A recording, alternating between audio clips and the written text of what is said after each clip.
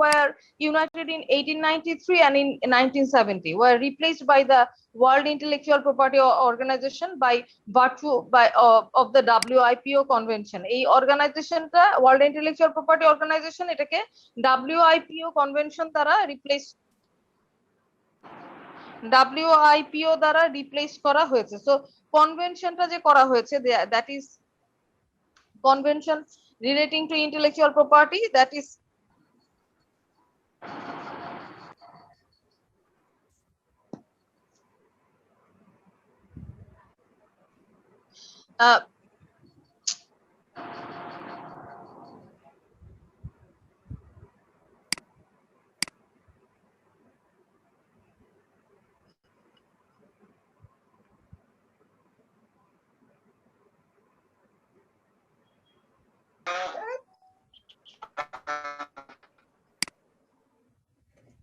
a convention establishing the intellectual property organization, যে এই যে WIPO ওয়ার্ল্ড ইন্টেলেকচুয়াল প্রপার্টি যে অর্গানাইজেশন, সেটা এই কনভেনশন হিসেবে আসছে।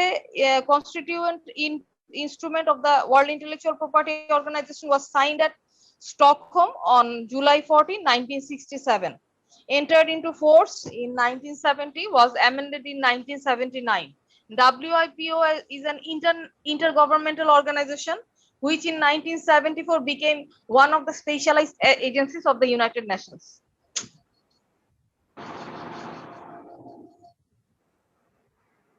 বারবার লাইন কেটে দিচ্ছি, তারপরেও ফোন করতেছি।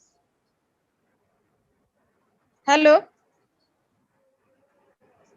হ্যালো, আরে হ্যালো হ্যালো,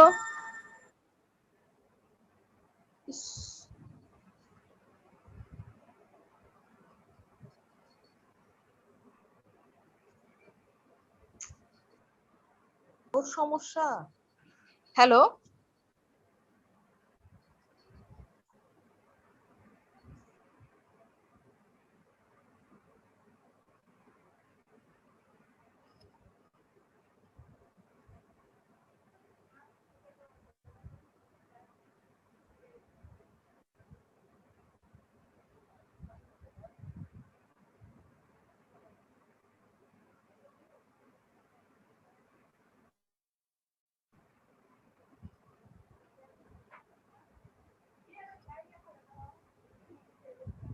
হ্যালো,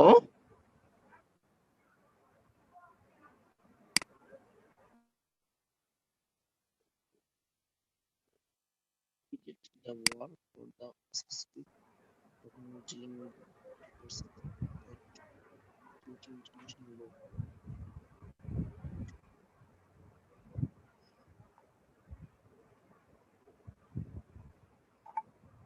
হ্যালো, জি ম্যাম। আচ্ছা, এই যে পরবর্তীতে যে কনভেনশনটা হয়েছে, এই অরিজিন অফ WIPO অর্থাৎ ওয়ার্ল্ড ইন্টেলেকচুয়াল প্রপার্টি অর্গানাইজেশন, যদি এটা প্রিভিয়াস দিকে আমরা দেখি তাহলে এটা আসছে হচ্ছে 1883 থেকে 1886, এবং Paris convention for the protection of industrial property, industrial যে সকল প্রপার্টি আছে, এবং বার্নি কনভেনশন যেটা protection of Literary and artistic works provided for the establishment of international bureau. এটারও মূল উদ্দেশ্য হচ্ছিল যে ইন্ডাস্ট্রিয়াল প্রপার্টি কিংবা protection of Literary artistic work, যেগুলা মূলত 1893 এবং 1970 সালে রিপ্লেস করা হয়েছে এই যে ওয়ার্ল্ড ইন্টেলেকচুয়াল প্রপার্টি অর্গানাইজেশনটাকে WIPO কনভেনশনের মাধ্যমে। অর্থাৎ এই অর্গানাইজেশনটাই পরবর্তীতে কনভেনশন আকারে এস্টাবলিশড করে এটাকে আরো শক্তিশালী করা হয়েছে। যে কারণ হচ্ছে অর্গানাইজেশন তো আসলে সঠিকভাবে কার্য পরিচালনা করার মতন অবস্থা রাখে না, যে কারণে WIPO কনভেনশন হয়েছে পরবর্তীতে, যেটা constituent instrument of the intellectual property organization. অর্থাৎ এই যে WIPO এটারই মধ্যে যা ছিল সেই ইনস্ট্রুমেন্ট গুলাই অ্যাডপ্টেড হয়েছে কনভেনশনে, এবং এটা স্টকহোমে 14 জুলাই 1967 সালে, এবং এন্টার্ড ইনটু ফোর্স ইন 1970, এবং অ্যামেন্ডমেন্ট করা হয়েছে 1979 এ। আর ইন্টেলেকচুয়াল প্রপার্টি অর্গানাইজেশন এটা একটা ইন্টার গভর্নমেন্টাল অর্গানাইজেশন, যেটা 1974 সালে one of the specialized agencies of the United Nations হিসেবে কার্যকরী ভূমিকা পালন করছে। আর ডাব্লিউআইপিওর মূল অবজেক্টিভস গুলো হচ্ছে ইন্টেলেকচুয়াল প্রপার্টি, ওয়ার্ল্ড ওয়াইড যে ইন্টেলেকচুয়াল প্রপার্টি আছে সেগুলোকে প্রোটেকশন দেয় এবং কোঅপারেশন মেনটেন করা বিভিন্ন রাষ্ট্রের মধ্যে, অর্থাৎ যে সকল রাষ্ট্রের মধ্যে ট্রিটি আছে সেই ট্রিটি করা, অর্থাৎ যারা চুক্তিবদ্ধ তাদের মধ্যে এই ট্রিটি মেনটেনের মাধ্যমে ইন্টেলেকচুয়াল প্রপার্টি কোঅপারেশন মেনটেন করা হচ্ছে মূল উদ্দেশ্য।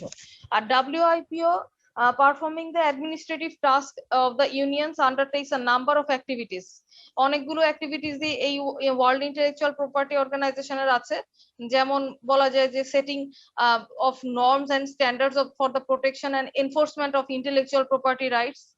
ইন্টেলেকচুয়াল প্রপার্টি যে রাইট, অর্থাৎ সেটা ব্যক্তি বিশেষই হোক অথবা রাষ্ট্রেরই হোক না কেন, কোনো ব্যক্তিরও যদি সেটা ইন্টেলেকচুয়াল প্রপার্টি হয়ে থাকে সেটা কিন্তু আলটিমেটলি রাষ্ট্রের নাগরিক হওয়ার কারণে রাষ্ট্র দ্বারা স্বীকৃত।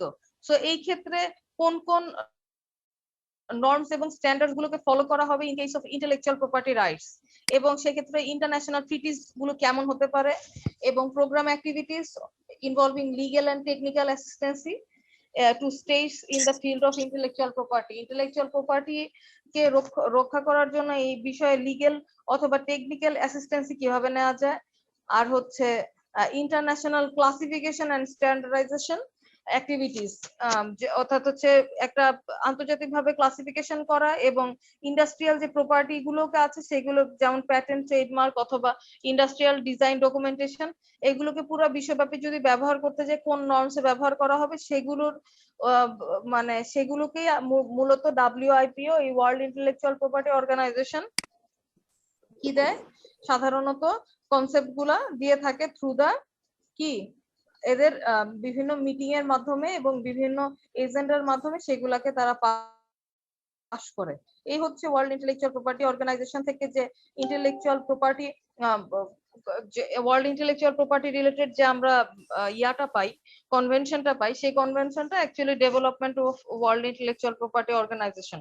So it is a member of the United Nation, অর্থাৎ যে ইউনাইটেড নেশনস এর মেম্বাররা তারাই মূলত এই ওয়ার্ল্ড ইন্টেলেকচুয়াল প্রপার্টি অর্গানাইজেশনের মূল বডি হিসেবে কাজ করে। আচ্ছা, এখন এইখান থেকে গত ক্লাসে তো পড়িয়েছি, তার আগের ক্লাসেও মনে হয়, গত ক্লাসে তো ফার্স্ট ক্লাস ছিল, আপনারা ওয়ার্ল্ড ইন্টেলেকচুয়াল প্রপার্টি অর্গানাইজেশন পড়েন নাই, পড়বেন। এখন আমাকে বলেন যে এখন সবচেয়ে বড় কথা হচ্ছে যে বিভিন্ন ট্রিটি হয় কি বিভিন্ন কনভেনশনের মাধ্যমে যেগুলো ইন্টেলেকচুয়াল প্রপার্টির সাথে সংশ্লিষ্ট, সেটা তো বুঝলাম, কিন্তু যদি কোনো ধরনের ডিসপিউট অ্যারাইজ করে, অর্থাৎ ট্রেড রিলেটেড ডিসপিউট যেটাকে আমরা বলি, কোনো ইন্টারন্যাশনাল ডিসপিউট, ট্রেড রিলেটেড কোনো ডিসপিউট যদি অ্যারাইজ করে, তাহলে কিভাবে করে এই মানে ট্রেড রিলেটেড ডিসপিউট গুলাকে কিভাবে করে সমাধান করা সম্ভব, কিংবা এটার সেটেলমেন্ট পলিসিটা কি। অর্থাৎ আমরা এখন বলবো যে এই যে ওয়ার্ল্ড ট্রেড অর্গানাইজেশন, এখন এই যে একটা কনভেনশনের মাধ্যমে বিভিন্ন ভাবে এগুলোকে স্থাপন করা হয়েছে কিসের জন্য, যেন পুরো বিশ্বব্যাপী যদি কোনো সমস্যার সৃষ্টি হয়, মানে এই ট্রেডের ক্ষেত্রে যদি কোনো রাষ্ট্রের সাথে কোনো রাষ্ট্রের যদি কনফ্লিক্ট অ্যারাইজ করে, সেই কনফ্লিক্ট গুলোকে এড়ানোই হচ্ছে এটার মূল উদ্দেশ্য। তো এখন কনফ্লিক্ট অ্যারাইজ করা অর্থাৎ ডিসপিউট সেটেলমেন্ট কিভাবে করবে, এখন এই ডিসপিউট সেটেলমেন্টের পদ্ধতি আমি আজকে পড়াবো। এখন আজকে কি অনেক মানুষ নতুন নাকি? আনিসুর রহমান আবির, আপনিও কি নতুন?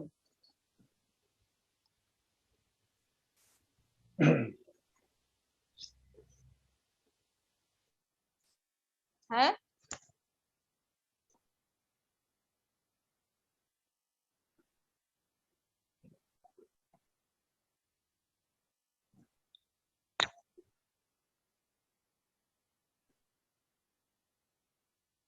হ্যাঁ, তখন ইস্যুটা ইন্টারন্যাশনাল ইস্যু হিসেবে কাউন্টেড হবে।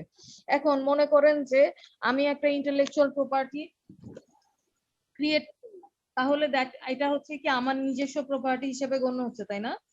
এটা একটা পার্সোনাল প্রপার্টি, কিন্তু as a citizen of Bangladesh এই প্রপার্টিটা আমার হওয়ার পরেও কিন্তু যেহেতু আমি বাংলাদেশের নাগরিক, অতএব আমার যদি কোনো রাইট ভায়োলেশন হয়, অর্থাৎ আমার যদি কোনো অধিকার নষ্ট হয়, তাহলে আলটিমেটলি বাংলাদেশের নাগরিকের অধিকার নষ্ট হলো।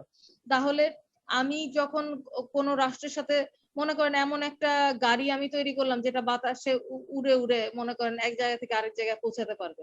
তো এই সম্পর্কিত কোনো ট্রেডের মধ্যে আমি যদি কোনোভাবে সংশ্লিষ্ট হই এবং তাদের সাথে আমার যদি কোনো ডিসপিউট অ্যারাইজ করে, অন্য কান্ট্রির সাথে যদি কোনো ডিসপিউট অ্যারাইজ করে, সেই ক্ষেত্রে সেটা একটা ইন্টারন্যাশনাল ইস্যু বলে গণ্য হবে এবং সেই ডিসপিউট সেটেলমেন্টটা কিভাবে হবে সেটাই এখন আমি আপনাদেরকে দেখাবো যে ইন্টারন্যাশনাল ট্রেড দুই ধরনের ইন্টেলেকচুয়াল প্রপার্টি তো দুই ধরনেরই হতে পারে, একটা গভর্নমেন্ট প্রপার্টিও হতে পারে আবার কোনো প্রাইভেট প্রপার্টিও হতে পারে। তো প্রাইভেট প্রপার্টিও হোক আর গভর্নমেন্ট প্রপার্টি হোক, গভর্নমেন্ট প্রপার্টি সম্পর্কে ইন্টেলেকচুয়াল প্রপার্টিতে আমরা যেমন সেকশন 17 পাই, এরকম ইন্টেলেকচুয়াল প্রপার্টির বিভিন্ন ক্যাটাগরি আছে, যেমন লিটারারি ওয়ার্ক এরকম কপিরাইটের যেমন বিভিন্ন ইয়ে আছে, যেমন মনে করেন যে কোনো অথর, ফরেন কোনো অথর, আমরা এরকম অনেক বই পুস্তক পাই ইন্টারনেটে যেগুলা ওপেন করতে চাইলেও ওপেন হয় না, সেগুলো টাকা দিয়ে ওপেন করতে হয়। এইগুলাই হচ্ছে আপনার এই মানে ইয়ার অন্তর্ভুক্ত, ইন্টেলেকচুয়াল প্রপার্টির অন্তর্ভুক্ত এবং সেগুলো কপিরাইট নেয়া। এবং সেগুলো যদি কোনো ব্যক্তি পড়তে চায় কিংবা সেগুলো যদি কোনো ব্যক্তি কালেকশনে আনতে চায় তাহলে কিন্তু তাকে টাকা দিয়ে সেটা ওপেন করতে হবে। এখন এই যে এই বিষয়টা, এটা কি ইন্টেলেকচুয়াল প্রপার্টি সংরক্ষণ করেছে থ্রু কপিরাইট।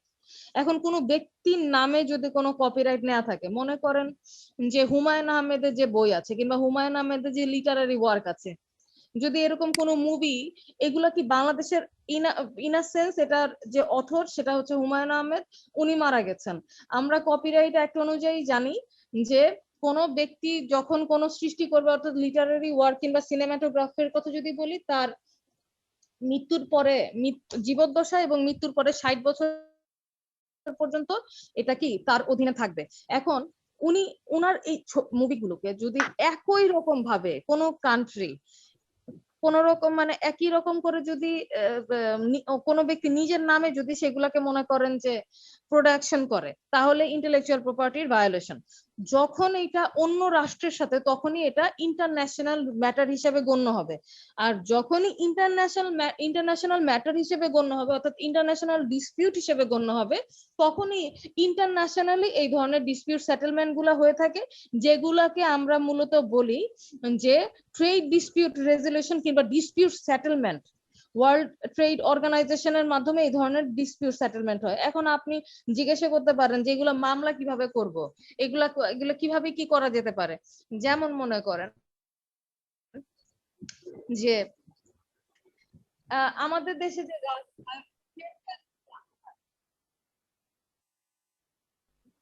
আরেকবার বলেন।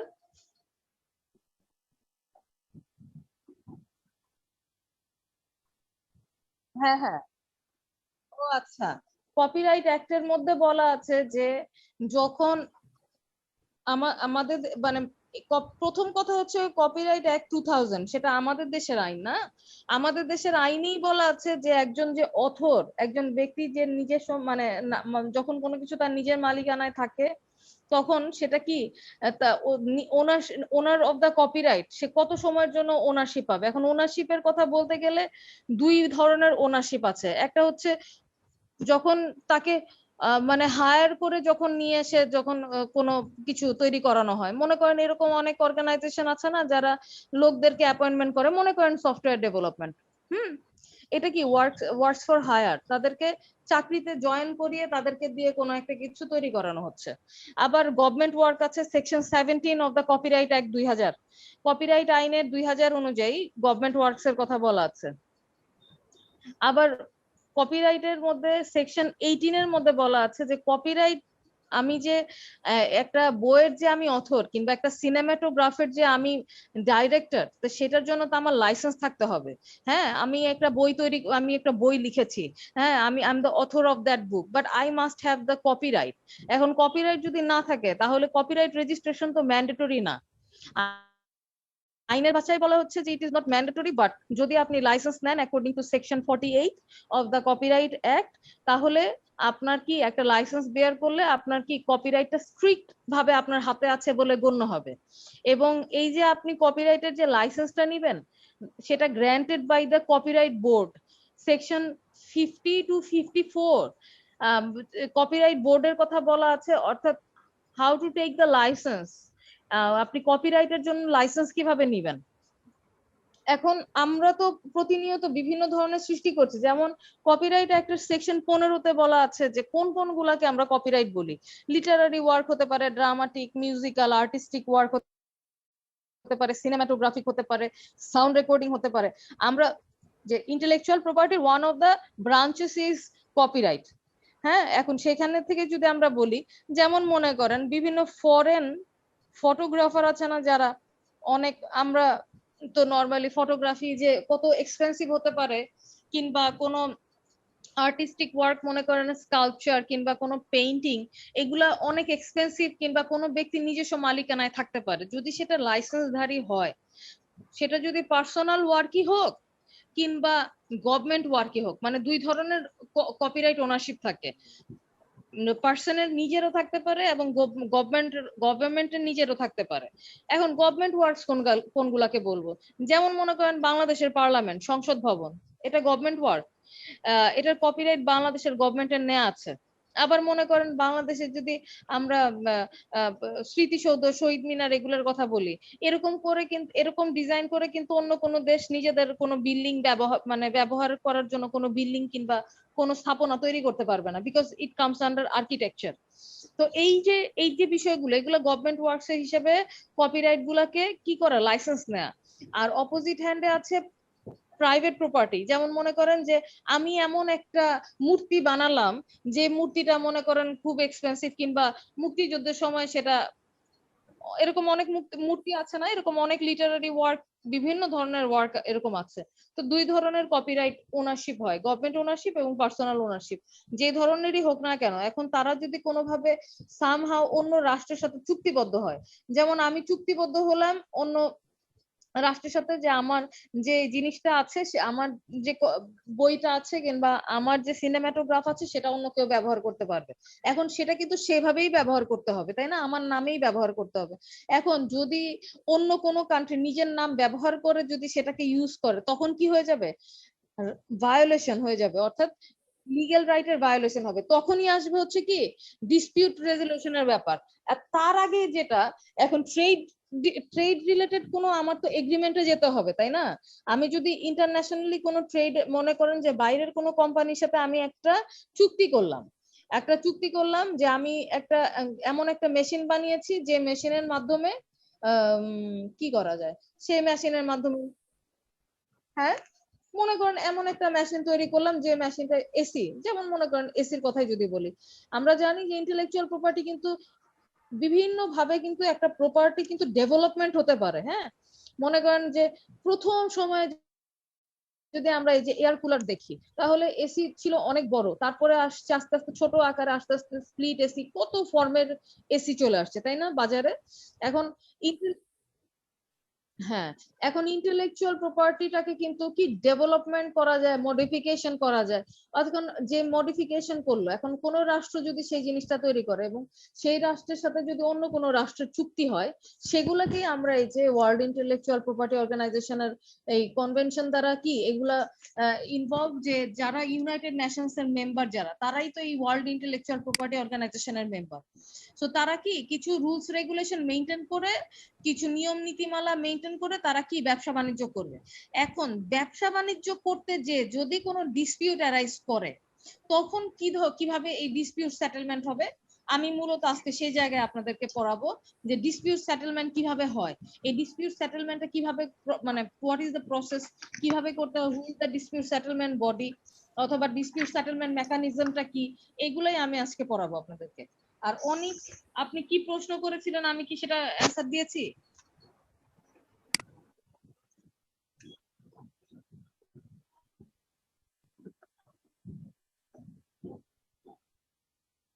তারপরে যদি আবার নতুন করে, ও আচ্ছা হ্যাঁ, আপনি টার্মস অফ কপিরাইট আমাকে জিজ্ঞাসা করছিলেন। কপিরাইট অ্যাক্টের যদি 2000 আমাদের দেশের আইনটা পড়েন, তাহলে দেখবেন যে সেকশন 24-এ বলা আছে যে লিটারারি, ড্রামাটিক অথবা মিউজিক্যাল, আর্টিস্টিক ওয়ার্ক যেগুলা পাবলিশড হয়, সেগুলোর জন্য একজন অথর লাইফ টাইম ওনারশিপ পায়, অর্থাৎ মৃত্যু পর্যন্ত ওইটা তার ওনারশিপে থাকবে, until 60 years from the beginning of the calendar year next following the year in which the author dies, এবং পরবর্তী 60 বছর পর্যন্ত এটা মালিকানা থাকে। আর সিনেমাটোগ্রাফের কথা যদি বলি, একটা হচ্ছে ড্রামাটিক ওয়ার্ক, মিউজিক্যাল অথবা আর্টিস্টিক ওয়ার্ক। আর অপোজিট হ্যান্ডে যদি সিনেমাটোগ্রাফির কথা বলা হয় তাহলে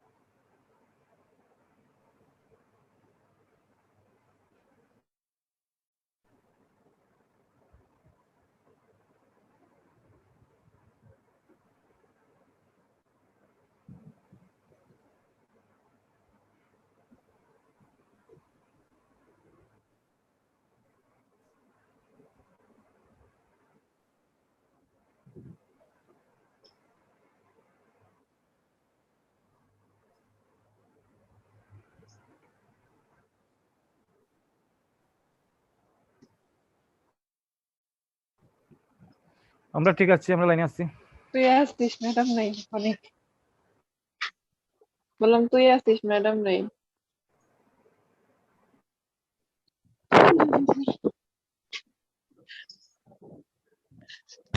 সবাই আছে মোটামুটি, সবাই চুপচাপ বসে আছে, এটা তো ক্লাসরুম।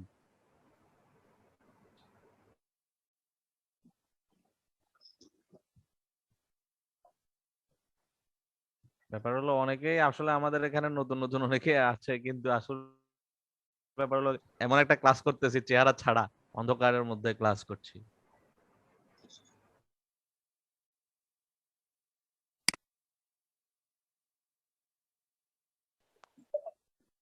এখন আপনারা মধ্যে মধ্যে একটু কথা বলেন তো আমার সাথে। আমি তো অনেকক্ষণ যাবত কথা বলে দেখি কেউ লাইনে নাই।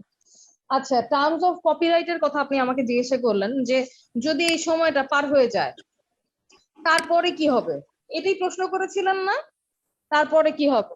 এখন যখন কোনো লিটারারি, ড্রামাটিক অথবা মিউজিক্যাল, আর্টিস্টিক ওয়ার্কের পাবলিকেশনের জন্য যখন কোনো অথর কপিরাইট নেয় under section 24 of the copyright act, 60 বছর পর্যন্ত তার জীবদ্দশায় এবং তার মারা যাওয়ার পরে পরবর্তী 60 বছর পর্যন্ত তার এইটার কি থাকে, অথরশিপ থাকে। এখন যখন সে মারা গেল, আবার প্রত্যেকটার ক্ষেত্রে আলাদা আলাদা। সিনেমাটোগ্রাফির ক্ষেত্রে সেকশন 26, সাউন্ড রেকর্ডিং ক্ষেত্রে সেকশন 27, ফটোগ্রাফির ক্ষেত্রে সেকশন 28, কম্পিউটার প্রোগ্রামের ক্ষেত্রে সেকশন 28 এর এ। সেকশন গুলো একটু তুলে নেন, পরবর্তীতে দেখে নিয়েন, কপিরাইট অ্যাক্ট থেকে দেখে নিয়েন। আবার ওয়ার্ক অফ দ্য গভর্নমেন্ট আছে, আবার ইন্টারন্যাশনাল অর্গানাইজেশনের মাধ্যমেও যদি কোনো কিছু তৈরি হয় সেকশন 30 থেকে 32, যেগুলোকে আমরা ইন্টেলেকচুয়াল প্রপার্টি হিসেবে গণ্য করতে পারি। It subsist until 60 years from the beginning of the calendar. 60 বছর পর্যন্ত এগুলোর কপিরাইট থাকে। এখন কপিরাইট যখন শেষ হয়ে গেল তখন সেটা কি যে কেউ কি করতে পারবে, ব্যবহার করতে পারবে। অর্থাৎ পরবর্তীতে যদি এটা সময়ের এক্সটেন্ড করা না হয়, যদি এক্সটেনশন করা না হয়, তখনই সেটাকে কি করতে পারবে, যে কেউ সেটা ব্যবহার করতে পারবে এবং সেই ক্ষেত্রে কোনো বাধা, হ্যাঁ সেটা পাবলিক ইউজ হবে, সেটা যে কেউ ইউজ করতে পারবে। তবে যদি এমন কিছু কাজ আছে যেগুলো কি কখনোই নষ্ট হয় না, কপিরাইট কখনোই নষ্ট হয় না। মনে করেন যে রবীন্দ্রনাথ ঠাকুরের যে লিটারারি ওয়ার্ক কিংবা কাজী নজরুল ইসলামের যে লেখনী, এগুলাকে যদি আমি নিজের নামে এখনো, ওনারা তো মারা গেছেন, অনেক বছর সময় চলেও গেছে, এখন যদি কোনো ব্যক্তি নিজের নামে কাজী নজরুল ইসলামের কোনো কবিতা যদি নিজের নামে বলে যে এটা আমার কবিতা, সেটা কি চুরি বলে গণ্য হবে কিনা? কিছু কাজ আছে যেগুলো কপিরাইট নেয়ার কোনো প্রয়োজন, যেমন হুমায়ুন আহমেদের মনে করেন যে কোনো সিনেমাটোগ্রাফ, সেটা কপিরাইট নেওয়ার কোনো দরকার নাই, ইট ইজ অলরেডি পাবলিক, যেটা কপিরাইট নেয়। সো এই ক্ষেত্রে কিন্তু যেটা বিষয়টা কি, কপিরাইট এখানে নেয়ার কোনো বিষয় নাই, এখানে অটোমেটিক কি কপিরাইট নতুন নতুন করে রিনুয়াল হতেই যখন থাকবে, ম্যাডাম রিনুয়াল এটা হতেই এক্সটেনশন থাকবে। হবে না, অটোমেটিক্যালি কপিরাইট থেকে বাদ হয়ে যাবে। জি, ওই আবার যেটা বলেন। এক্সটেনশন হবে না ওটা হ্যাঁ, যেটা এক্সটেনশন হবে না সেটা অটোমেটিক বাদ হয়ে যাবে। যখন এক্সটেনশন হবে না সেটা অটোমেটিক বাদ হয়ে যাবে এবং এটা পাবলিক ইউজ করতে পারবে। যেমন আমি মনে হয় যে যখন এক্সাম্পলটা দিচ্ছিলাম তখন মনে হয় আপনারা শুনতে পান নাই, অনেক গানের আমরা দেখি রিমিক্স করে বিভিন্ন ভাবে বিভিন্ন ঘটনা, যেমন সিনেমা আমরা দেখি যে একই রকম ঘটনা অন্য সিনেমার মধ্যেও আসে। এখন কপিরাইটের জন্য যদি কেউ ক্লেম না করে, যদি কপিরাইট ভায়োলেশন হয়েছে এরকম ভাবে যদি কোনো ব্যক্তি ক্লেমই না করে, তাহলে তো আর কপিরাইট ইনফ্রিঞ্জমেন্টের জন্য মামলা তো হবে না। তো কপিরাইট ইনফ্রিঞ্জমেন্টের জন্য তো মামলা করতে হবে, আদালতে সিভিল রেমেডি, ক্রিমিনাল পানিশমেন্ট চাইতে হবে। তো এখন আমরা তো এটা আমাদের দেশের আইন অনুযায়ী পড়লাম, কিন্তু এখন এই কোন সৃষ্টির সম্পর্কিত যদি অন্য কোনো, আমরা ইন্টারন্যাশনাল ট্রেড বলতে কি বুঝি? ইন্টারন্যাশনাল ট্রেডের একটা গুরুত্বপূর্ণ জায়গায় হচ্ছে ইকোনমিক ডেভেলপমেন্ট, অর্থাৎ কোন একটা সৃষ্টির আপনি নিশ্চয় করেছেন সেটা কি ইকোনমিক ডেভেলপমেন্টের জন্য, সেটাকে পাবলিকলি ইউজের জন্য, সেটা তো নিশ্চয়ই ঘরের ভিতরে আটকে রাখার জন্য না, তাই না? যেমন আপনারা ব্ল্যাকস ল ডিকশনারি পড়েছেন না? আপনারা তো সবাই গ্রাজুয়েশন কমপ্লিট করেছেন, ব্ল্যাকস ল ডিকশনারি আপনারা সবাই সাহায্য নিয়েছেন। এই যে ব্ল্যাকস ল ডিকশনারি, এটা কিন্তু অনেক এক্সপেন্সিভ একটা ডিকশনারি। এই ডিকশনারি যদি এখন কোনো ব্যক্তি নিজের নামে এই ডিকশনারি ছাপায়, মনে করেন এই ডিকশনারিটা আমি হুবহু কপি করে নিজের নাম দিয়ে বাজারে ছেড়ে দিলাম, তাহলে কি হবে? এটা কপিরাইট আইনে মামলা করা যাবে। কপিরাইট ইনফ্রিজমেন্ট হবে। কিন্তু যদি এমন হয় এটাকে ফটোকপি করে যদি বিক্রি করে, তাহলে কি কপিরাইট ভায়োলেশন হচ্ছে? না, তখন কপিরাইট ভায়োলেশন হচ্ছে না। কারণ কি, fair use of literary work, musical অথবা dramatic work, it is permitted for private study, private use অথবা ক্রিটিসিজম অথবা রিভিউ। আমরা এরকম অনেক লেখা দেখি, যে সকল লেখার পরবর্তীতে রিভিউ হয়, অ্যাডাপ্টেশন হয়, রিপ্রোডাকশন হয়, তাহলে সেগুলা কিন্তু কপিরাইট ভায়োলেশন হচ্ছে না। কিন্তু কখন ভায়োলেশন হবে? যদি ওইটা অন্য কোনো ব্যক্তি নিজের নামে ব্যবহার করে, তাহলে এইগুলা যখন ভায়োলেশন হবে। এবং যদি কোনো ট্রেডের সাথে ইন্টারন্যাশনালি যদি কোনো রাষ্ট্রের সাথে এই সম্পর্কিত কোনো ট্রেডের অন্তর্ভুক্ত করা হয়, অর্থাৎ ট্রেড রিলেটেড কোনো যদি হয়, তাহলে ইন্টারন্যাশনাল ট্রেডের অন্তর্ভুক্ত হয়ে গেল। তখনই এই ব্যবসা করতে যে যদি কোনো ধরনের ডিসপিউট অ্যারাইজ করে, তখনই আমরা ট্রেড ডিসপিউট রেজুলেশন অর্গানাইজেশনের কাজ চলে আসে, যেটাকে আমরা বলি যে ডিসপিউট সেটেলমেন্ট। বিভিন্ন ধরনের ডিসপিউটই তো ট্রেড রিলেটেড আসতে পারে। যখনই ইন্টারন্যাশনালি ট্রেড হবে, বিভিন্ন রাষ্ট্রের মধ্যে ট্রেড হবে, তখনই কিন্তু ট্রেডের ডিসপিউট অ্যারাইজ করবে। ডিসপিউট মানে প্রবলেম অ্যারাইজ করবে। So how does the WTO এগুলাই যে ডিসপিউট অ্যারাইজ যখন করে, এটা রিজলভ করার দায়িত্ব হচ্ছে world trade organization, WTO. So how does the WTO resolve the trade dispute? Trade dispute গুলাকে সলভ কিভাবে করে? There are two main ways to settle a dispute. Once a complaint has been filed in the WTO, যদি WTO অর্থাৎ world trade অর্গানাইজেশনে কোনো complain করা হয়, the parties find a mutually agreed solution, particularly during the phase of bilateral consultation. অর্থাৎ কোনো party যদি সেক্ষেত্রে কোনো ডিসপিউট অ্যারাইজ করেছে এই মর্মে যদি কোনো আবেদন করে, কার কাছে আবেদন করবে? ওয়ার্ল্ড ট্রেড অর্গানাইজেশনের কাছে, এবং অ্যাডজুডিকেশন হবে। যেখানে আমরা মূলত এখানে বিষয়টা কি, বিষয়টা হচ্ছে এই ডিসপিউট গুলা আপনার ইন্টারন্যাশনালি ডিসপিউট যখন অ্যারাইজ করবে, তখন রাষ্ট্র আপনার হচ্ছে এখানে কমপ্লেইনটা দায়ের করবে। এখানে ব্যক্তি তো আসলে দায়ের করে না, ব্যক্তি দায়ের করে হচ্ছে রাষ্ট্রের কাছে, রাষ্ট্র দায়ের করে হচ্ছে WTO এর কাছে। এটা একটা লং টাইম প্রসেস। আমরা জানি যে ইন্টারন্যাশনাল, ম্যাম ম্যাম আমার কথা এখানে আবার শুনতে একটা পাচ্ছেন না? আমার তো কথা ম্যাম শুনতে পাচ্ছেন না? জি ম্যাম, জি। জি ম্যাম শুনতেছি ফারবিন ম্যাম। ফাতেমা আমার কথা শুনতে পাচ্ছে জি না? ম্যাম, এই মাত্র মাত্র শুনতে পাচ্ছি, এখন থেকে শুনতে পাচ্ছি। আচ্ছা ম্যাম বলেন বলেন কি এই বলছিলেন? ওয়াইফের জন্য আবার আরবিট্রেশন এবং মেডিয়েশন সেন্টার আছে একটা, হুম। ওরা এই ডিসপিউট গুলা ইয়ে করে। এটা 1994 এ এস্টাবলিশড হয়েছে। সেটা কোথায় আমরা পেয়েছি? আরবিট্রেশন ডিসপিউট সেটেলমেন্টের যে ওরা আরবিট্রেশন, আমরা জানি যে হাইকোর্ট ডিভিশন এই আরবিট্রেশন সেটেলমেন্টের যদি কেউ আবেদন করে তাহলে আরবিট্রেশন সেটেলমেন্ট করা যায়। এগুলো আমরা পড়েছিলাম এডিআর এ, না? World ADR ma'am. রেজলিউশন। অর্থাৎ ইন্টারন্যাশনালিও কোনো ফ্যাক্টর যদি অ্যারাইজ করে, মনে করেন অন্য রাষ্ট্রের সাথে কোনো ডিসপিউট যদি অ্যারাইজ করে, তাহলে as a person of a state, as a citizen of a state আমি কি করতে পারি? আমি কি ওয়ার্ল্ড ট্রেড অর্গানাইজেশনে চলে যাব? না, আমাকে স্টেপ বাই স্টেপ যেতে হবে। তাহলে প্রথমেই যে স্টেপটার কথা বলি সেটা হচ্ছে রাষ্ট্রীয়ভাবে সেটার জন্য আরবিট্রেশনের জন্য কি করা, আরবিট্রেশন বডির কাছে কি করতে হয়? অ্যাপ্লিকেশন করতে হয়। সেই ক্ষেত্রে এই আরবিট্রেশনের যে একটা যে কাউন্সিল গঠিত হয়, সেই কাউন্সিলের মাধ্যমে সমস্যার সমাধান করার জন্য বলা হয়। সেই ক্ষেত্রে অন্য দেশের ইন্টারন্যাশনালি যদি কোনো ডিসপিউট অ্যারাইজ করে তাহলে সেই তাদেরকেও এখানে রাখা হয় এবং যে পার্টির সাথে ডিসপিউট অ্যারাইজ করেছে সেই পার্টি এবং ইন্টারন্যাশনাল যে বডির এগেইনস্টে এই ধরনের মামলা মানে কোন ডিসপিউট অ্যারাইজ করেছে তারা এখানে উপস্থিত হয় এবং দুই পার্টি মিলে মূলত তাদের আরবিট্রেশনের মাধ্যমে তারা তাদের সমস্যার সেটেলমেন্ট করে। এটা হচ্ছে রাষ্ট্রীয়ভাবে। এখন যখন এটা সমাধান এইভাবে না হয়, এখন কোন রাষ্ট্রের সাথে রাষ্ট্রের যদি ডিসপিউট সেটেলমেন্ট করতে হয় তখন কিভাবে করবে সেটা ওয়ার্ল্ড ট্রেড অর্গানাইজেশন যে দিক নির্দেশনা দিয়েছে সেই অনুযায়ী করা হয়। তাহলে প্রথমেই যদি আমরা এই ডিসপিউট সেটেলমেন্টের কথা যদি প্রথমে বলি, তাহলে আমাদের এই ডিসপিউট সেটেলমেন্টের জন্য আরবিট্রেশন বডি হচ্ছে ইফেক্টিভ। আর তারপরে হচ্ছে যখন সেভাবেও না হবে সেই ক্ষেত্রে হচ্ছে কি ওয়ার্ল্ড ট্রেড অর্গানাইজেশন।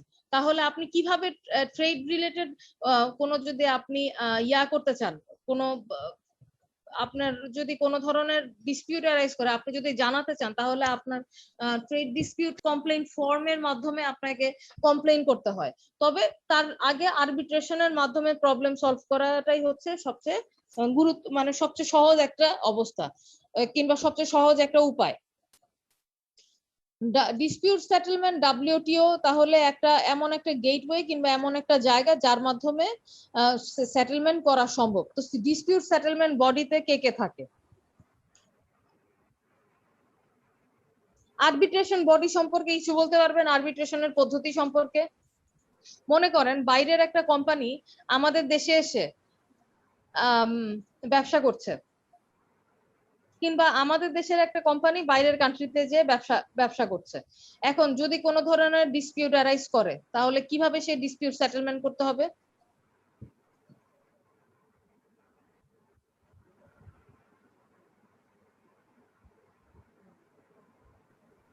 ওদের আরবিট্রেশন কাউন্সিলে অ্যাপ্লাই করবে, সেখানে আরবিটররা বসে আরবিট্রেশন বা মেডিয়েশনের মাধ্যমে এটা সলিউশন করে দিবে কনফ্লিক্টটা থাকে। যে কনফ্লিক্টটা থাকে সেই ক্ষেত্রে আরবিট্রেশন কাউন্সিল। এই আরবিট্রেশন কাউন্সিল কি? এটা ম্যাম আমার ওই সংশ্লিষ্ট অর্গানাইজেশনের একটা যারা স্পেশালিস্ট বডি থাকে জুরি বোর্ডের মতো, ওরা এই বিষয় একটা সালিসি করে আর কি। এটাকে সালিশ বলা হয় আর কি। আরবিট্রেশন মানেই তো সালিশ করা, তাই না? তো এই dispute settlement body Bangladesh international arbitration centre আছে। যদি আমি আমাদের দেশের কথা বলি তাহলে আমাদের দেশে বাংলাদেশে আমরা আমাদের দেশেরটা আগে কথা বলি। আমাদের দেশেও কি আছে? ইন্টারন্যাশনাল আরবিট্রেশন সেন্টার আছে। বাংলাদেশের ইন্টারন্যাশনাল আরবিট্রেশন সেন্টার, যেটাকে আমরা বলি হচ্ছে BIAC, Bangladesh international arbitration centre. সর্বপ্রথম হচ্ছে আমরা এখানে যাব। যদি বাইরের কোনো কোম্পানি আমাদের দেশে আসলো, বিজনেস করলো এবং কোনো ধরনের ডিসপিউট মানে কোনো ডিসপিউট অ্যারাইজ করলো, সেই ক্ষেত্রে তারা কি আরবিট্রেশনের জন্য সর্বপ্রথম আবেদন করবে? Two BIAC, Bangladesh international arbitration সেন্টারের কাছে। তাহলে পরবর্তীতে বাংলাদেশ ইন্টারন্যাশনাল আরবিট্রেশন সেন্টার হচ্ছে এমন একটা আন্তর্জাতিক আরবিট্রেশন ইনস্টিটিউট যেটার মূলত it is registered as a non for profit organization, যেটা 2011 সালে লাইসেন্স ভুক্ত ভাবে গভর্নমেন্ট এই কার্য পরিচালনা শুরু করেছে।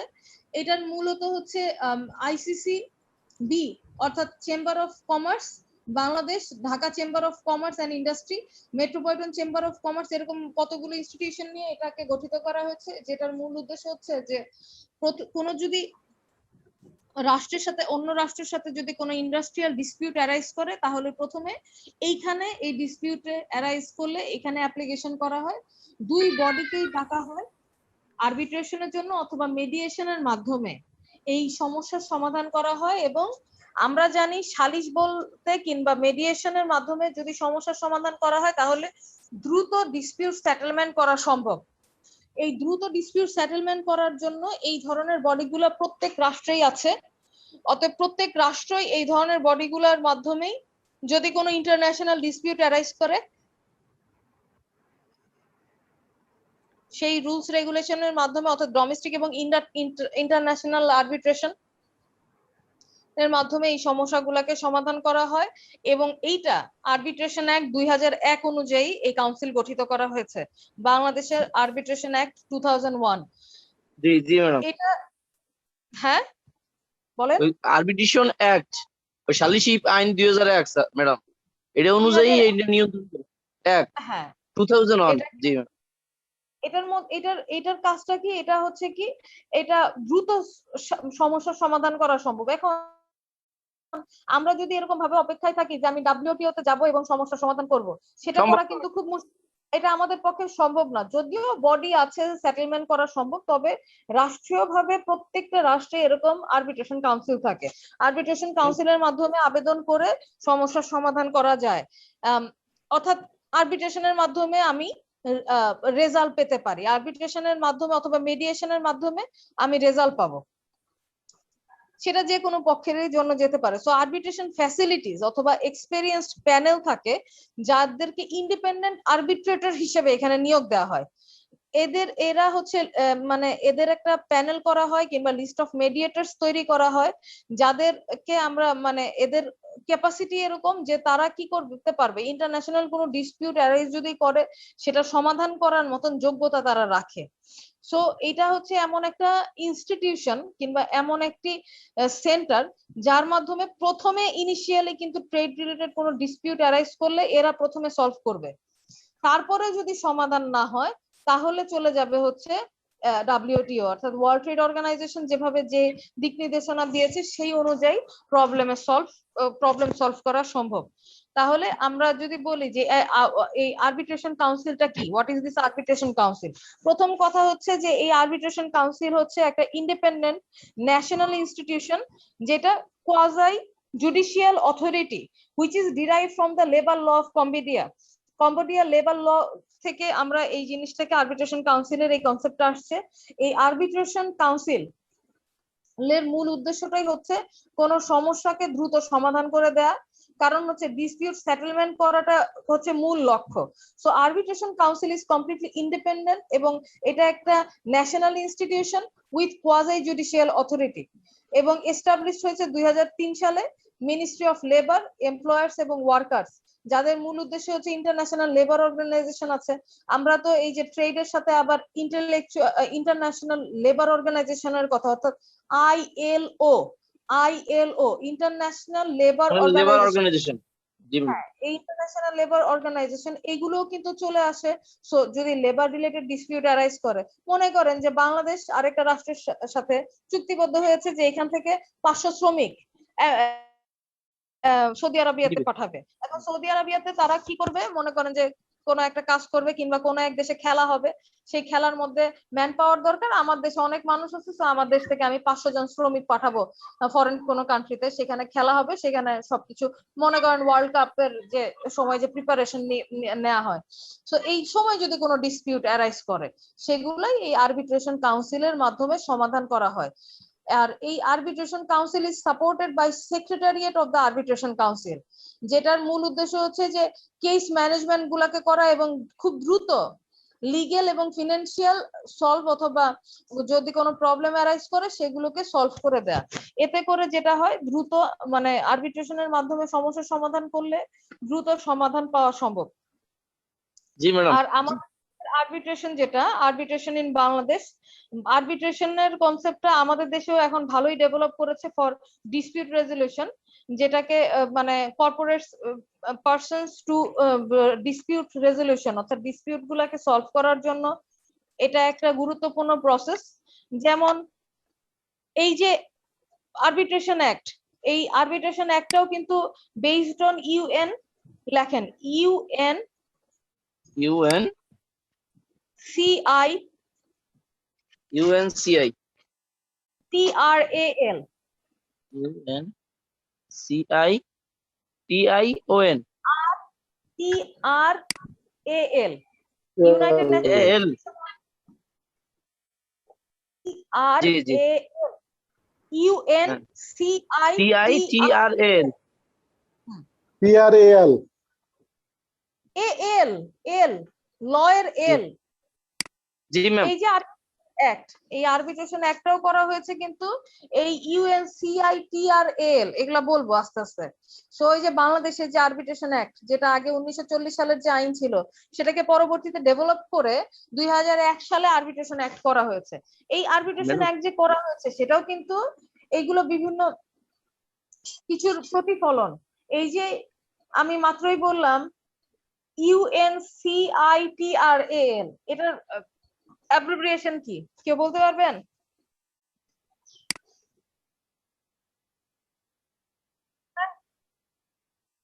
আরবিট্রেশন রুলস যারা মেইনটেইন করে আর কি, United Nations Commission on international trade Law UNCITRAL। এখানে হচ্ছে কি United Nation UN CI Commission on international trade Law, অর্থাৎ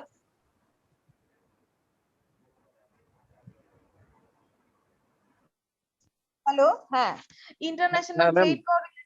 international trade law related arbitration যে রুলস গুলো, সেই আরবিট্রেশন রুলস গুলো আসে হচ্ছে এই UNCITRAL এই আরবিট্রেশন রুলস গুলোকে দিয়েছে। অর্থাৎ যাই হোক আর না হোক, আমরা যে বলি যে ইউনাইটেড নেশনস একটা মানে এমন একটি অর্গানাইজেশন যে অর্গানাইজেশনের মাধ্যমে পুরা বিশ্বব্যাপী বিভিন্ন দিক নির্দেশনা গুলো আমরা এগুলোর মাধ্যমেই পাই। যখন কোনো কনভেনশন এস্টাবলিশ, হ্যাঁ শোনা যাচ্ছে না? জি ম্যাম, হ্যাঁ শোনা যাচ্ছে ম্যাডাম। হ্যাঁ বলেন। হ্যালো ম্যাম, ওই যে সালিশিয়ান 2001 এটার সেকশন 11 বলা আছে যে 3 জন সদস্য বিশিষ্ট ট্রাইব্যুনাল গঠিত হবে, এবং ওই যে আন্ডার 26 বলা আছে যে এরা পক্ষগণ নির্ধারিত যেখানেই বসবো ওইটাই সালিসি স্থান হবে। তাহলে এভাবেই কি ওই এই যে UNCITRAL এইটার কাজও কি এভাবেই হবে ম্যাডাম? না, এটা একটা আগে যদি কমিশন। বলি বাংলাদেশের আরবিট্রেশনের পদ্ধতি অর্থাৎ আরবিট্রেশন প্রসেস ইন বাংলাদেশ, আমাদের দেশের আরবিট্রেশন হবে হচ্ছে 2001 সালের আরবিট্রেশন যে অ্যাক্ট আছে সেই আইন অনুযায়ী আমাদের চলে 2001 আমি বলি এই যে আমাদের দেশে যে আরবিট্রেশন অ্যাক্টটা 2001 সালের যে আইনটা, এই আইনটা কিভাবে হলো? এই আইনটা হয়েছে হচ্ছে ইউনাইটেড নেশন, এই যে মাত্র যেটা বললাম United Nation commission on international trade arbitration rules যে দিয়েছে এই যে UNCITRAL, এই এদের মাধ্যমে যে রুলস গুলো এসেছে সেইগুলোই হচ্ছে আমাদের আরবিট্রেশন অ্যাক্টের মধ্যে আমরা অ্যাডপ্ট করেছি। সো আমরা বলতে পারি যে এই UNCITRAL this is a model law of arbitration act, মানে আরবিট্রেশন অ্যাক্টটা করাই হয়েছে এই UNCITRAL এর কনসেপ্ট অনুযায়ী আরবিট্রেশন অ্যাক্ট করা হয়েছে। সো বাংলাদেশে যখন আরবিট্রেশন হবে, বাংলাদেশে যখন কোনো আরবিট্রেশন হবে সেটা কোন পদ্ধতিতে হবে? আরবিট্রেশন কাউন্সিলের মাধ্যমে হবে। এই বাংলাদেশের আরবিট্রেশন কাউন্সিল অর্থাৎ বাংলাদেশ কাউন্সিল ফর আরবিট্রেশন যে কাউন্সিল গঠিত করা হয়েছে সেই অনুযায়ী কাউন্সিলের মাধ্যমে আরবিট্রেশন হবে। সেটা কিভাবে হবে? Bangladesh council of for arbitration 2001 সালের আইন অনুযায়ী। এখন আমরা তো আসলে বাংলাদেশের আইন নিয়ে আলোচনা করছি না, আমরা জি জি, আলোচনা আমরা হলো ইন্টারন্যাশনাল। ওয়াইপনি রিলেটেড। এখন আমাদের এই যে আরবিট্রেশন, আমাদের বাংলাদেশের আরবিট্রেশন অ্যাক্টের আমাদের প্রয়োজন নাই। এখন আরবিট্রেশন যখন করতে হবে বাহিরের কান্ট্রির সাথে, যখন আরবিট্রেশনের ইস্যুগুলা, তাহলে সেইখান থেকে আমরা কি কি ক্লজ পাই, এই দিক নির্দেশনাগুলাই পেয়েছি আমরা পাই হচ্ছে, আমি যে কথাটা বলছিলাম, কনভেনশন কাকে বলে? কনভেনশন হচ্ছে অনেকগুলো রাষ্ট্রের সম্মতি, অনেকগুলো রাষ্ট্র যখন কোনো একটা বিষয় সম্পর্কে সম্মতি প্রকাশ করে সেটাকে বলা হয় কনভেনশন। আর সেই কনভেনশনটাকে ফলো করেই প্রত্যেকটি রাষ্ট্র কি করে? আইন পাশ করে, অর্থাৎ আইনকে অ্যাডপ্ট করে। এই যে আমাদের দেশে যে আরবিট্রেশন অ্যাক্ট, সেটা কই থেকে আসলো?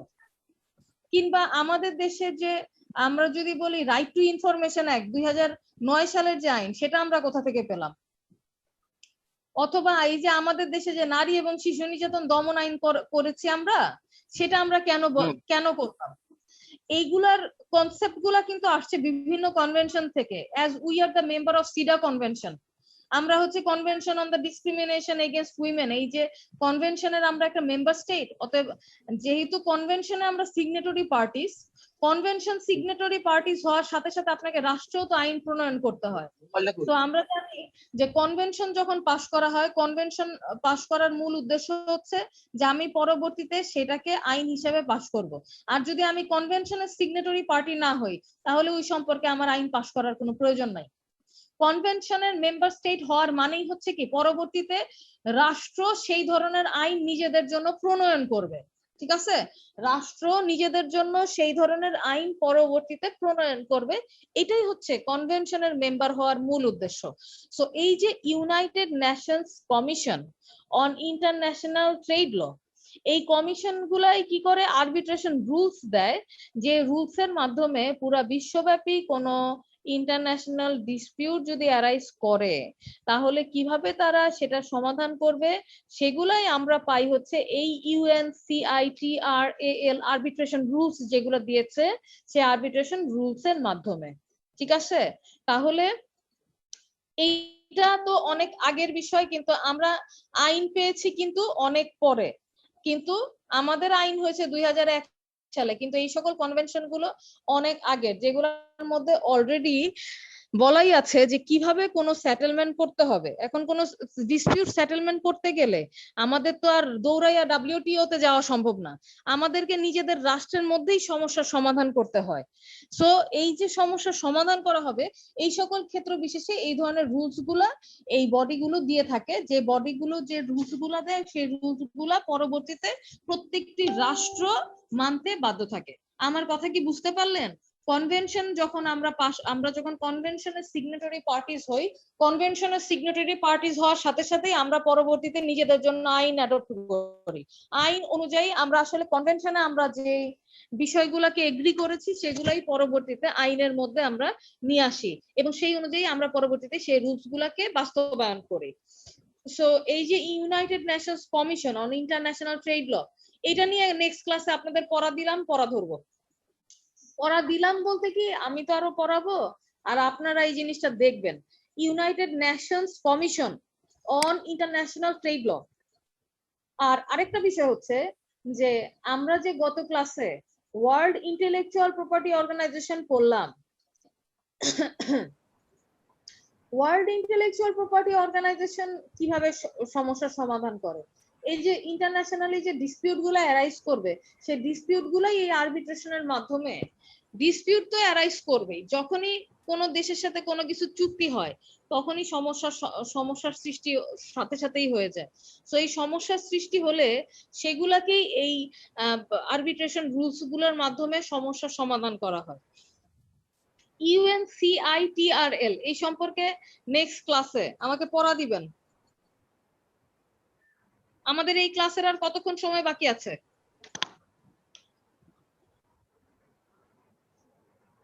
দুইটা ক্লাস হয়ে গেল তো।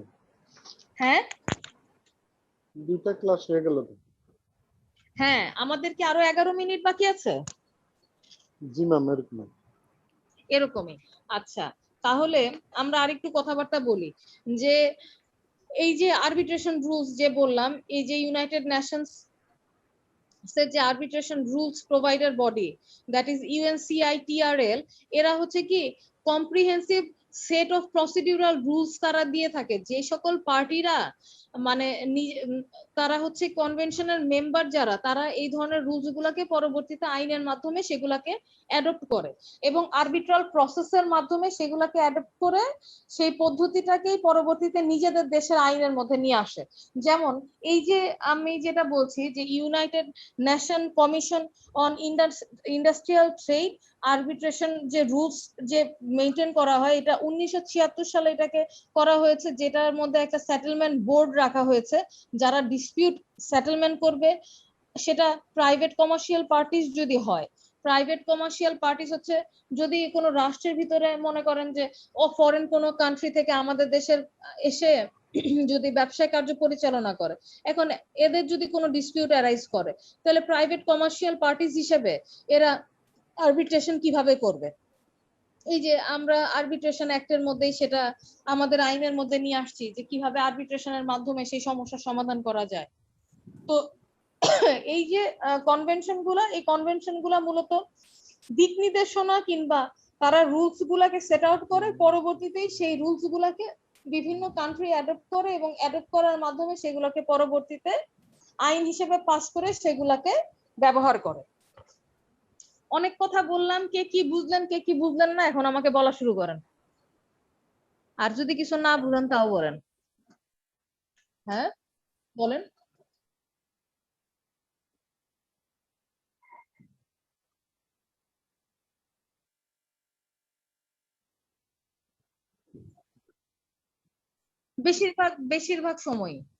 বেশিরভাগ সময় এটা হয়ে থাকে যে যখন যেমন মনে করেন যে এই যে রেপ রিলেটেড যে আইনের যে রিফর্ম, রেপ কি পুরো বিশ্ব মানে সব কান্ট্রিতেই কি রেপের সংখ্যা সমান না, কিন্তু কম বেশি আছে। তবে কিছু কিছু রাষ্ট্রে মানে কোন রাষ্ট্রে যখন কোন একটা অফেন্স খুব বেশি বেড়ে যায়, এখন মনে করেন যে বাংলাদেশের মধ্যে যে রেপের সংখ্যা খুব বেশি বেড়ে গেল, এতে করে হলোটা কি?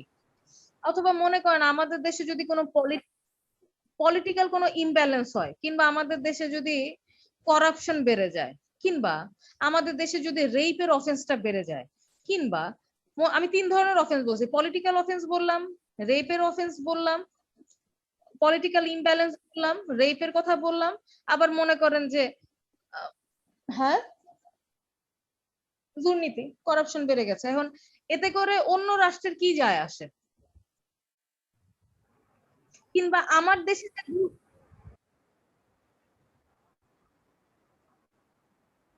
এটার ইফেক্ট পড়বে। আবার আরেকটা ব্যাপার যেটা, এই যে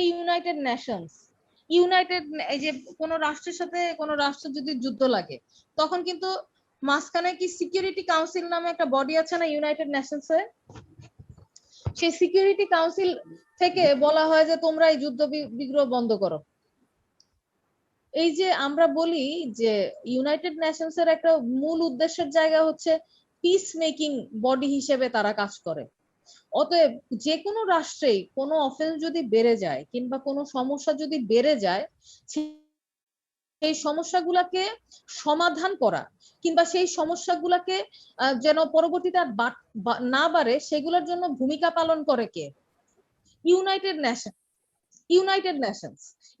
নেশনস থেকে তখন বলা হয়। এখন আপনি বলেন ইউনাইটেড নেশনস থেকে বাংলাদেশে যদি কোনো সমস্যা হয়, তাহলে কিভাবে বলবে? ইউনাইটেড নেশন কি আমাদের ফোন করে বলবে যে তোমার দেশের ঝামেলা যেগুলো এগুলা বন্ধ করো? না, কিন্তু কিভাবে বলবে বলেন তো? ইউনাইটেড নেশন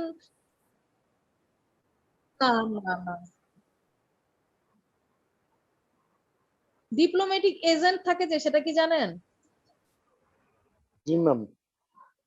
বলেন তো এই সম্পর্কে কি জানেন? প্রত্যেকটা দেশে প্রত্যেকটা দেশের ইউনাইটেড নেশনের ডিপ্লোম্যাটিক এজেন্সি থাকে। ম্যাম জাতিসংঘের একজন যারা ইউনাইটেড নেশনের মেম্বারশিপ আছে, এরকম প্রত্যেকটা দেশে ইউনাইটেড নেশনের ডিপ্লোম্যাটিক এজেন্সি থাকে। আবাসিক প্রতিনিধি থাকে, উনি সবকিছু অবজারভেশন করে।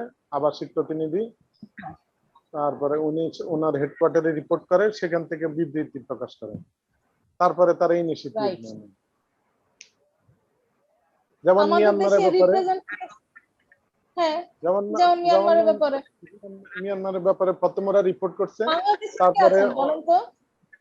জি ম্যাম, বাংলাদেশেও তো এরকম একজন representative of Bangladesh to the United Nations আছে না, এরকম একজন ব্যক্তি? জি জি অবশ্যই আছে ম্যাম। বর্তমানে কে বলেন তো? মাসুদ বিন মোমেন, মাহফুজ বিন উনি মোমেন। আছেন বর্তমানে permanent representative of Bangladesh to the United nation. এই যে প্রত্যেকটি দেশের মানে ইউনাইটেড নেশনস এর একজন রিপ্রেজেন্টেটিভ, ইউনাইটেড নেশনস এর মেম্বার কারা? আমরা পুরো বিশ্বব্যাপী যত রাষ্ট্র আছে সব ইউনাইটেড নেশনস এর মেম্বার, তাই না? না না প্রত্যেকটি না দেশ, ম্যাম, অনেক কয়েকটা রাষ্ট্র বাদ আছে, কয়েকটা রাষ্ট্র জি ইউনাইটেড জি নেশনস কয়েকটা রাষ্ট্র বাদে আমরা 100 সদস্য হলো 193টা দেশ ম্যাডাম। স্টেট, 193টি স্টেটই আমরা ইউনাইটেড নেশনস এর মেম্বার, তাহলে most of the G state G G in the all over the world.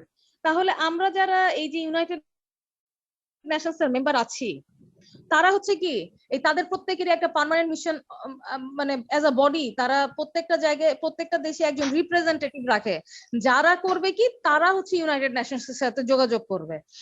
এই পার্মানেন্ট রিপ্রেজেন্টেটিভ অফ বাংলাদেশ যারা, এরা কি রিপ্রেজেন্ট করবে বাংলাদেশকে, অর্থাৎ বাংলাদেশে যদি কোনো সমস্যা বেড়ে যায় তারা অ্যাজ আ মানে অ্যাম্বাসেডর, এদের র্যাঙ্কটা হচ্ছে অ্যাম্বাসেডরের র্যাঙ্ক, তারা কি করবে অ্যাপ্লিকেশন করবে, অর্থাৎ জানাবে ইউনাইটেড নেশনস কে যে এই সমস্যা হচ্ছে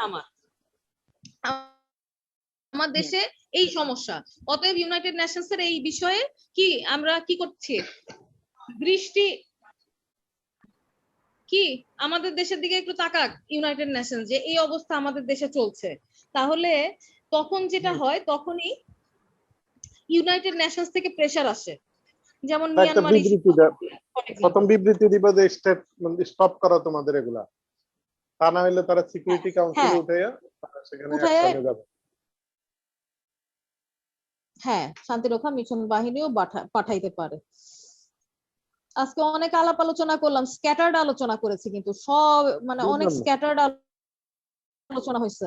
কিন্তু এখন সবচেয়ে বড় কথা হইলো যে এই যে বিভিন্ন কথাবার্তা বললাম, এই বিভিন্ন কথাবার্তার মধ্যে আপনারা আজকে পড়াটা কি পাইলেন, এটা একটা গুরুত্বপূর্ণ কথা, তাই না? জি ম্যাডাম, এটাই হলো মেন পয়েন্ট। এত কথা বলে ফেললাম, এর মধ্যে আমরা আসলে পড়বোটা কি? আমরা পড়বো এখন হচ্ছে ম্যাডাম আমাদের কাজ হলো ইউনাইটেড আমাদের United Nation commission arbitration proceeding. আমার আজকে আপনাদের সাথে যেটা আসলে পড়ানোর উদ্দেশ্য ছিল সেটা হচ্ছে ট্রেড ডিসপিউট সেটেলমেন্ট কিভাবে করবে। এই ট্রেড ডিসপিউট সেটেলমেন্ট পড়াতে যে এত কথা, ট্রেড ডিসপিউট সেটেলমেন্ট, এই ট্রেড ডিসপিউট সেটেলমেন্ট করতে গেলেই আপনাকে আরবিট্রেশন কাউন্সিলিং এর, আরবিট্রেশন অ্যাক্টের অধীনে আরবিট্রেশন কাউন্সিলের কথা বললাম। আরবিট্রেশন কাউন্সিল কিভাবে হলো সেটার কথা বলতে যেয়ে বললাম United Nation commission on international trade law, trade arbitration route অর্থাৎ UNCITRAL এর কথা বললাম।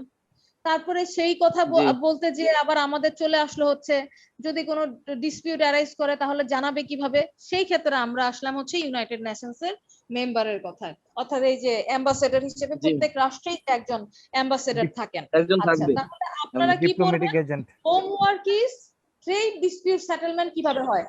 আমাদের কাজ শেষ হয় নাই, আমাদের এই ক্লাসে এই ট্রেড সেটেলমেন্ট শেষ হয়নি, নেক্সট ক্লাসে আমি ট্রেড সেটেলমেন্ট নিয়ে আলোচনা করব। আপনারা এইটুকু যে ইন্টারন্যাশনাল ট্রেড সেটেলমেন্ট কিভাবে হয়, অথবা ন্যাশনালি ট্রেড সেটেলমেন্ট কিভাবে করা যায়, অর্থাৎ শুধুমাত্র এইটুকু পড়বেন trade dispute settlement, trade relating dispute settlement, relating dispute settlement. জি ম্যাডাম, কিভাবে ট্রেড ডিসপিউট সেটেলমেন্ট কিভাবে করে এটা এটুকু বলবো শুধু আমরা। জি ম্যাম, এই তো ম্যাডাম এটা বড় তো ভাই, আপনার তো সবই বড়, মেন পয়েন্টটাই হলো বিষয় যে এইটুকু, আপনার তো সবই বড়। ইন্টারন্যাশনাল ইস্যুস তো অনেক বড় বড়, একটার সাথে আরেকটা শাখা প্রশাখা অনেক বেশি। হ্যাঁ, অনেক কিছু জি ম্যাম। আমি যতটুকু বললাম আপনারা বাসায় দেখবেন, পরবর্তীতে আমি তো আবার এগুলো বলার জন্য আসি, আমি তো আবার বলবো। জি ম্যাম জি, আমরা ম্যাডাম দেখতে থাকি, দেখি কি করা যায়। আচ্ছা, নতুন যারা স্টুডেন্ট আছেন তাদের কি সমস্যা হচ্ছে? ম্যাম ইনশাল্লাহ যে মানে 2টা ক্লাস তো করলাম, তেমন সমস্যা পাচ্ছি না ইনশাল্লাহ, মোটামুটি বুঝতেছি আর কি। যেহেতু যে আর ওই যে আগে যে ম্যাম একটু যে হয়েছে ওই ব্যাপারে কি কিছু বলবেন ম্যাডাম আমাদের, যে আমরা যে মিড টার্ম দিতে পারি নাই, তারপরে এটা কি করব, কি আসা বিষয়? আপনারা মিড টার্ম দিতে পারেন নাই, আচ্ছা এই সম্পর্কে আমরা একটা ডিসিশন আপনাদেরকে দিব, কারণ ম্যাম আমি কি আপনাকে একটু কল দিব মোবাইলে? না, আমাকে কল দেওয়া লাগবে না, এটা আমরা ডিপার্টমেন্ট থেকে আপনাদের জন্য একটা ডিসিশন নিব, সেই ডিসিশন জি জি আপনাদেরকে ম্যাম। জানিয়ে, হ্যাঁ